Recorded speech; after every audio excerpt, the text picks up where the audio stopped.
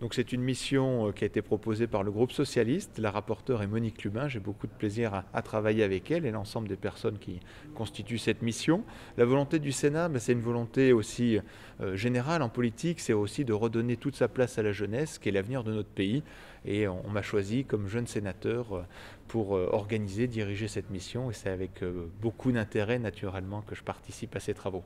En fait, au niveau de la Commission des affaires sociales et du groupe socialiste écologiste et républicain que je représente, nous avons souhaité mener une mission, non pas sur la situation des jeunes aujourd'hui exclusivement liée à cette pandémie, mais sur la situation des jeunes aujourd'hui en règle générale. Qu'est-ce que nous n'avons pas fait? Qu'est-ce que nous pouvons faire? Aujourd'hui, nous constatons qu'un grand nombre de jeunes sont en situation extrêmement délicate du fait de cette pandémie et nous nous rendons compte aujourd'hui que nous demandons à nos jeunes d'être des citoyens dès l'âge de 18 ans, d'être acteurs de leur vie et d'être acteurs de la société, mais en même temps, nous ne leur donnons pas les possibilités de l'être.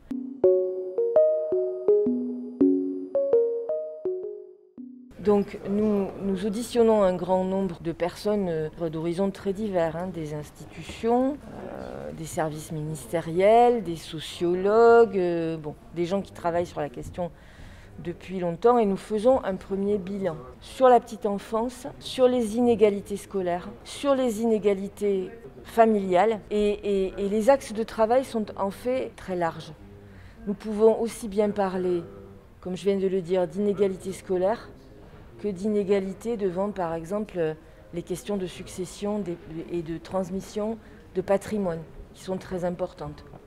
Donc nous avons des axes de travail qui sont divers. Sur les axes de travail, de toute façon, nous commençons par recevoir différentes personnalités, des organisations qui travaillent sur la jeunesse et qui doivent nous faire aussi des propositions concrètes qui doivent arriver dans le débat à partir de septembre. Et c'est aussi une volonté du président de la République que d'amener la thématique de la jeunesse dans les derniers mois de son mandat. Donc j'espère que les calendriers seront concordants pour travailler tous ensemble sur cette problématique.